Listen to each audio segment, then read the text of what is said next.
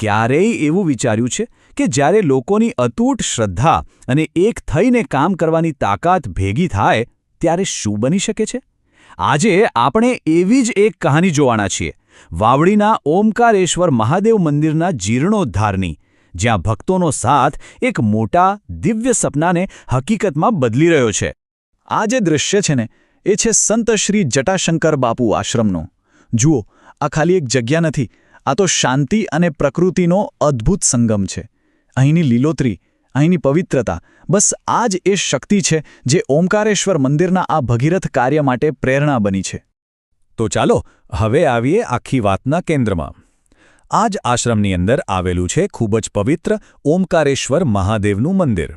અને હા, આ માત્ર ઈંટ પથ્થરનું મંદિર નથી, પણ લોકોની આસ્થાનું જીવંત પ્રતીક છે, જેનું અત્યારે પુનઃનિર્માણ થઈ રહ્યું છે.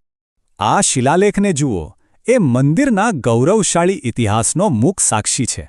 એ આપણને યાદ કરાવે છે કે આ જગ્યા સદીઓથી લોકોની શ્રદ્ધાનું કેન્દ્ર રહી છે. એટલે જ આ જીર્ણોદ્ધારનું કામ ખાલી પથ્થરોને ફરીથી ગોઠવવાનું નથી, પણ આ અમૂલ્ય વારસાને આવનારી પેઢીઓ માટે સાચવવાનો એક મોટો પ્રયાસ છે. એક વાત સમજવા જેવી છે. આ મંદિરનો જીર્ણોદ્ધાર એ કોઈ સામાન્ય કન્સ્ટ્રક્શન પ્રોજેક્ટ નથી, બિલકુલ નહીં. એને એક દિવ્ય કાર્ય તરીકે જોવામાં આવી રહ્યું છે. એક એવું કામ જે ઈશ્વરની કૃપા અને અસંખ્ય ભક્તોના નિસ્વાર્થ સાથ સહકારથી આકાર લઈ રહ્યું છે. પણ સવાલ એ થાય કે આટલા મોટા આધ્યાત્મિક પ્રોજેક્ટને આગળ કોણ વધારી રહ્યું છે? તો ચાલો મળીએ એ વ્યક્તિને જે આ કાર્યના મુખ્ય સૂત્રધાર છે અને જેમણે સેવાને જ પોતાનો ધર્મ બનાવી દીધો છે. આ શબ્દો શ્રી બાબુદાદા મહેતાના સમર્પણનો આખો સાર કહી દે છે. અને આમાં જે નિષ્કામ ભાવ શબ્દ છે ને, એ બહુ મહત્વનો છે. એનો મતલબ છે કોઈ પણ જાતના સ્વાર્થ કે ફળની અપેક્ષા વગર બસ સેવા જ કરવી. એમની આ જ ભાવના આખા પ્રોજેક્ટની તાકાત છે. તો આ જીર્ણોદ્ધાર કાર્યનું સુકાન શ્રી બાબુદાદા મહેતા સંભાળી રહ્યા છે. એ માત્ર માર્ગદર્શક નથી, પણ એક સાચા અર્થમાં સેવક છે. અને હા, જો કોઈને આ દિવ્ય કાર્યમાં જોડાવાની ઈચ્છા હોય તો એમના સંપર્ક નંબરો અહીં સ્ક્રીન પર આપેલા છે.